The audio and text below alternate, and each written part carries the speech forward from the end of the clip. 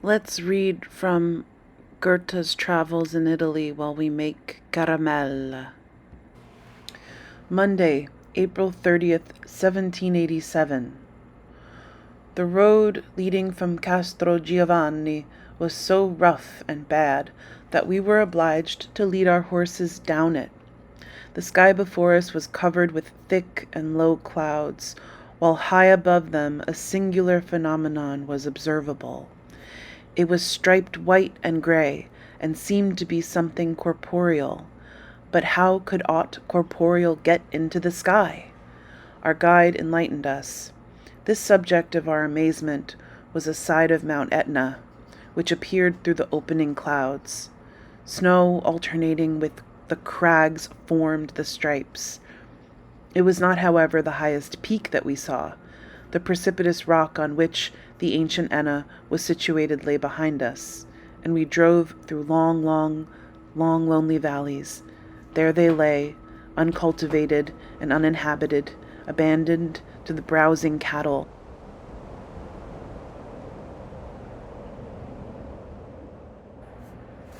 Tuesday, May 1st, 1787. Towards Hybla Major, pebbles of lava present themselves, which the stream brings down from the north.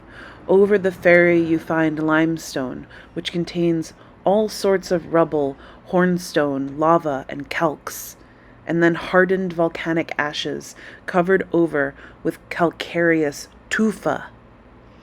The hills of mixed gravel continue till you come near to Catania, at and beyond which place you find the lava flux from Etna. You leave on the left what looks like a crater. Just under Molimenti, the peasants were pulling up the flax. Nature loves a motley garb, and here you may see how she contrives gaily to deck out the dark bluish-gray lava of the mountains. A few seasons bring over it a moss of a high yellow color, upon which a beautiful red sedum grows luxuriantly, and some other lovely violet flowers. The plantations of cactus and the vine rose bespeak a careful cultivation. Now immense streams of lava begin to hem us in. Mota is a beautiful and striking rock. The beans are like very high shrubs. The fields vary very much in their geological features, now very gravelly, now better mixed.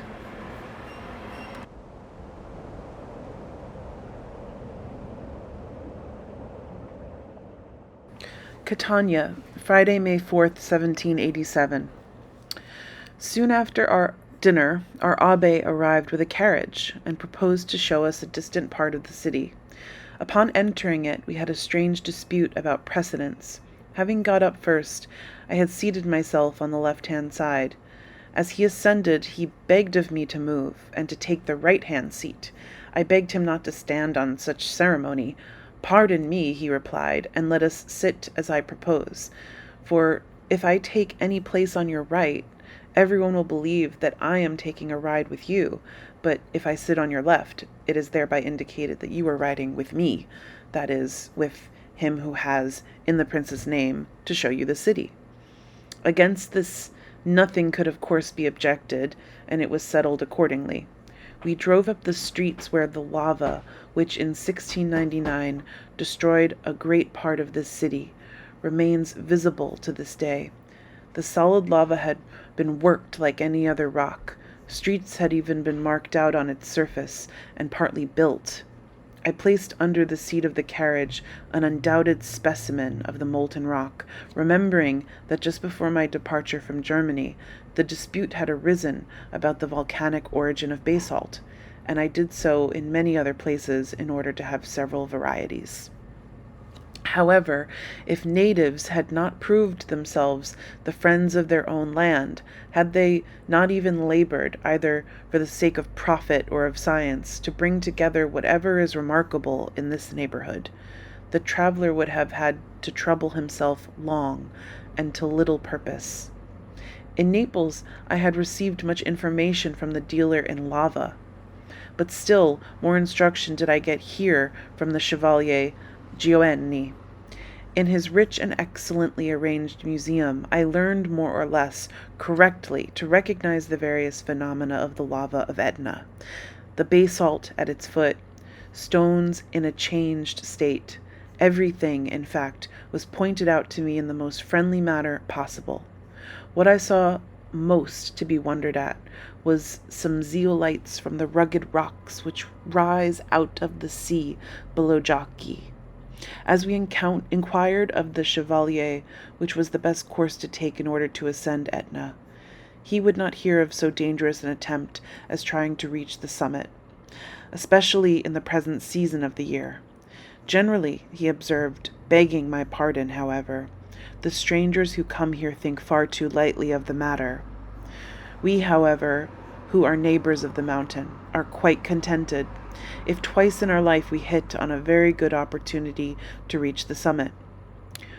Brydon, who was the first by his description to kindle a desire to see this fiery peak, did not himself ascend it. Count Borch leaves his readers in uncertainty, but in fact even he ascended only to a certain height, and the same may be said of many others. At present the snow comes down far too low and presents insuperable obstacles. If you would take my advice, you will ride very early some morning for Monte Rosso, and be contented with ascending this height. From it you will enjoy a splendid view of Etna, and at the same time have an opportunity of observing the old lava, which, bursting out from that point in 1697, unhappily poured down upon the city. The view is glorious and distinct.